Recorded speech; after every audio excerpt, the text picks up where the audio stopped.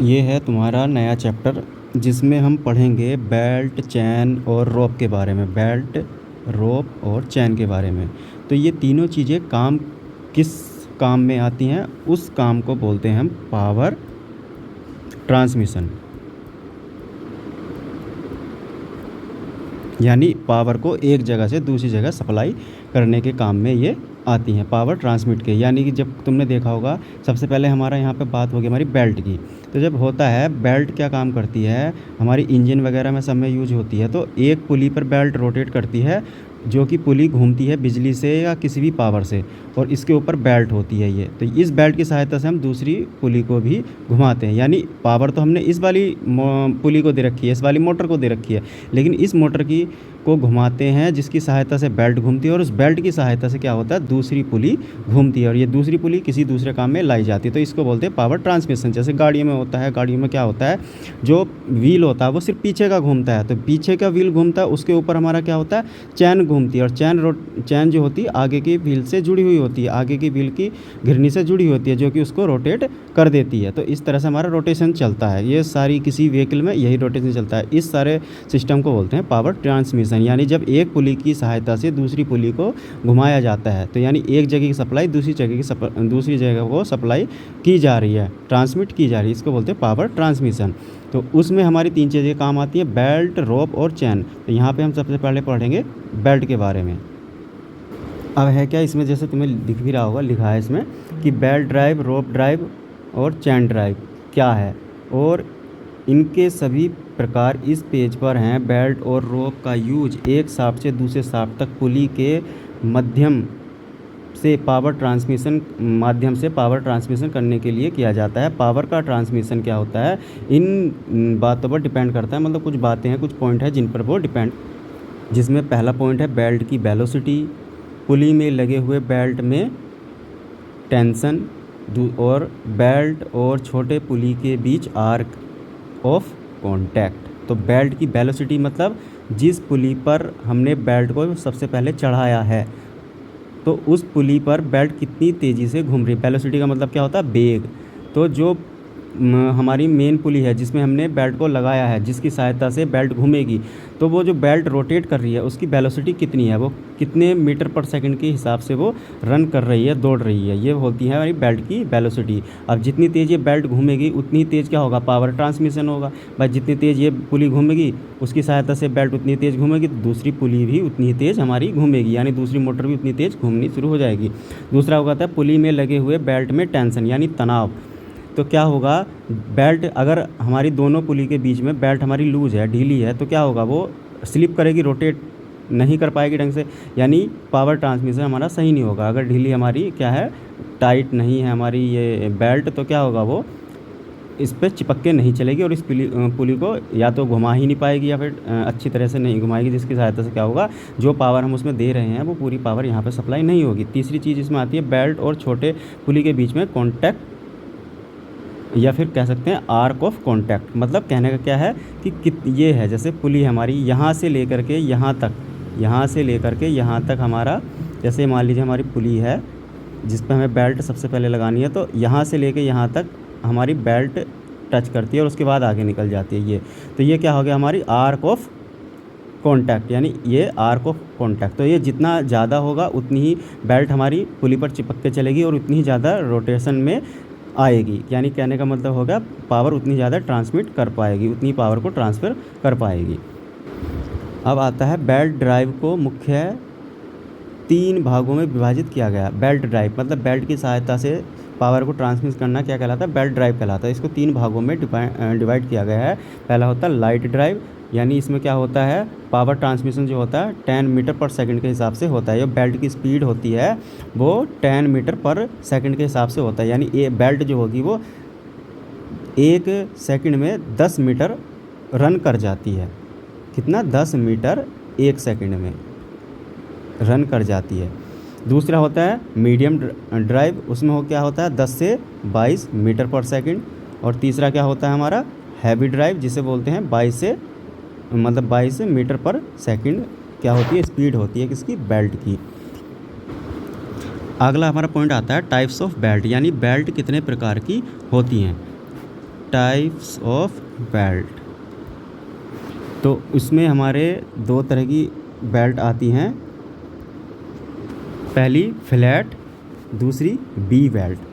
Flat belt drive और दूसरी V belt drive. तो फ्लैट को फिर से हमने दो भागों में बांटा है। पहला हमारा आता ओपन बेल्ट ड्राइव या OBD, ओपन बेल्ट ड्राइव का यूज वहाँ किया जाता है जहाँ शाफ्ट पैरेलल हो और स्मॉल डायरेक्शन में पावर ट्रांसमिट करती हों।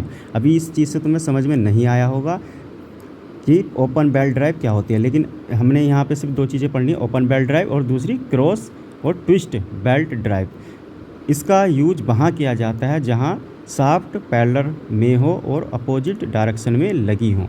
अब ये दोनों चीज़ें क्या हैं ये देखते हैं। हाँ, तो यहाँ पे हम देखेंगे ओपन बेल्ट ड्राइव। देखो इसमें तुम्हें दिख रहा होगा दो बेल्ट हैं, नंबर 1 बेल्ट, नंबर 2 बेल्ट, और ये है हमारी बेल्ट, सॉरी ये है पुली, नंबर 1 पुली और दूसरी नंबर 2 पुली, और ये हमारी बेल्ट।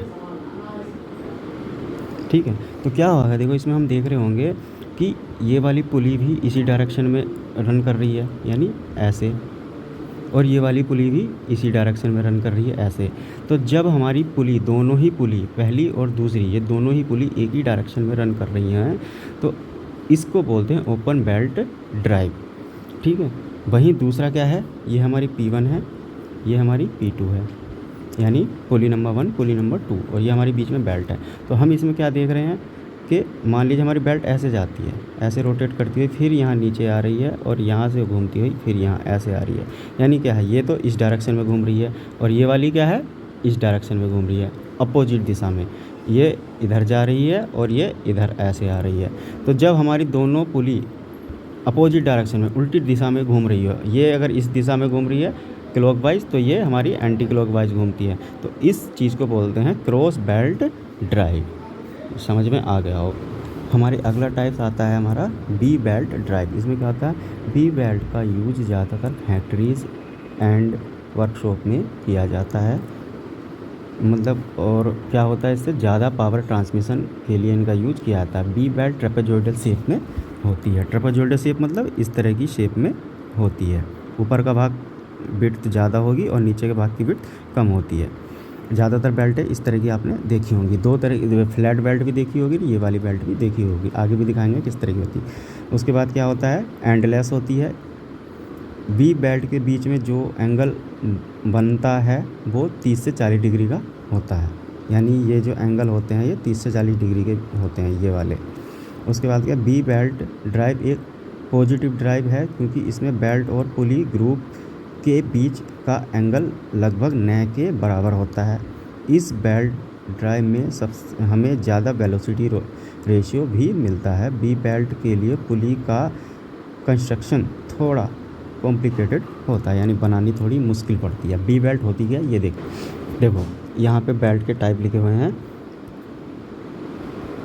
यहाँ पे देखो, ये है फ्लैट बेल्ट, ये है हमारी सर्कुलर बेल्ट जिसका जो सेक्शन होता है वो गोल होता है। फ्लैट तो चपटी होती है, देखी भी होगी, और ये बी शेप बेल्ट होती है, ये ज़्यादा मजबूत होती है फ्लैट बेल्ट से और ये ज़्यादा चिपक कर भी चलती है। ये बी बेल्ट है, ये भी बी बेल्ट है और ये भी बी बेल्ट है। तो इस तरह की बेल्ट भी आपने देखी होंगी, जो नीचे की तरफ से जो सरफेस पुली पर रोटेट करता है वो विड्थ में कम होता है और जो सरफेस ऊपर की तरफ जाता है वो विड्थ में ज़्यादा होता है। जैसे कि ये, इसमें कई बार यहाँ पे ग्रुप्स बने हुए होते हैं, यानी खाँचे बने हुए होते हैं, कट बने हुए होते हैं, तो ये बेल्ट ज़्यादातर यूज़ में लाई जाती है। बी बेल्ट इसको बोलते हैं। शेप इस तरह की होती है, आपने देखा भी होगा। अब इसमें एक छोटी सी चीज़ और हमें ध्यान रखनी है इस चैप्टर में, जो बेल्ट का वो हमारा चैप्टर था कितनी टाइप्स की बेल्ट होती है, उसके फंक्शन क्या था वो तो हमने पढ़ लिया, देख लिया, लेकिन एक चीज़ और देखेंगे इसमें कि ड्राइवर पुली किसे कहते हैं और ड्राइवन पुली किसको कहते हैं।